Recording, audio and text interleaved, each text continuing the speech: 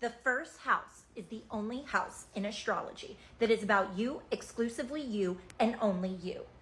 The first house is associated in the ancient world with your body, your presence, your health. Health and illness are two different things. I want us to learn this. I want us to differentiate. The sixth house, according to the ancients, is associated with illness.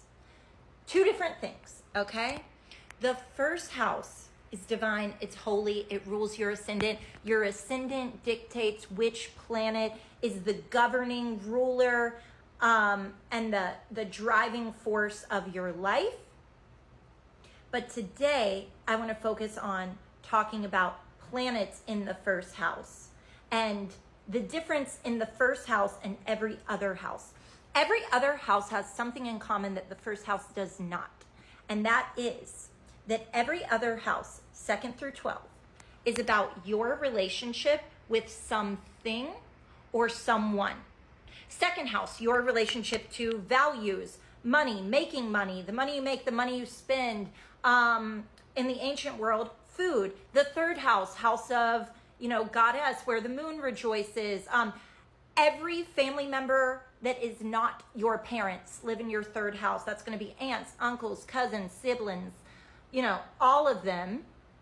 The third house, because the moon has its joy there, it's associated with their day-to-day routine. A little similar to the sixth house in that way, or the modern understanding of the sixth house in that way.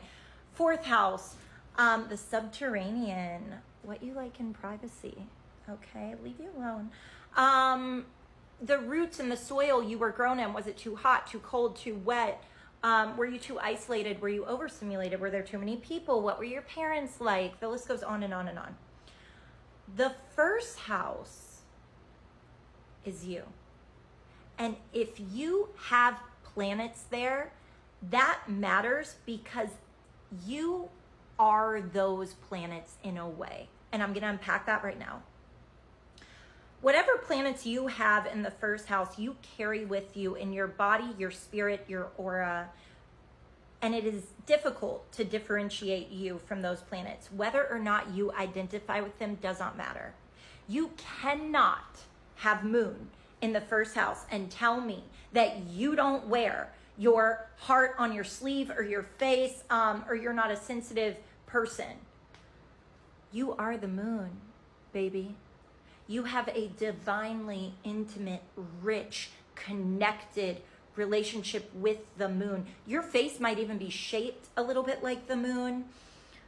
You feel the moon in your body. You feel your feelings and they show up on your face just like the moon. The moon is a portal. The moon is a mirror.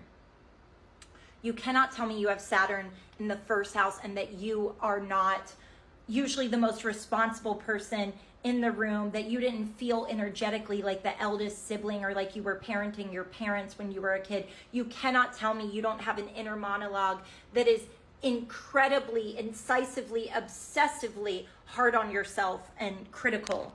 And that you don't want to change the world and lead others. You cannot tell me that you have Pluto in the first house and that when you walk into a room, people don't notice, for better and worse.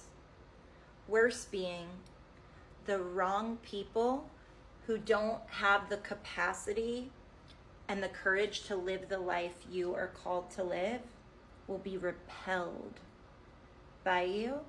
And yet the right people that are just or similarly as visionary and ambitious and courageous as you, they will find you and you will call to them like a moth to a flame. Do you see?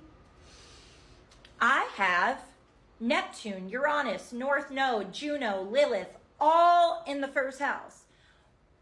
Because I have Neptune there, y'all project onto me. You're watching this, y'all are projecting one of those planets onto me right now, and that, of course, that's fine. That's how it goes. I just wanted to walk us through this, and I hope it helps, and I'll report back with more. And I love you. Get your workout in. Take your health seriously.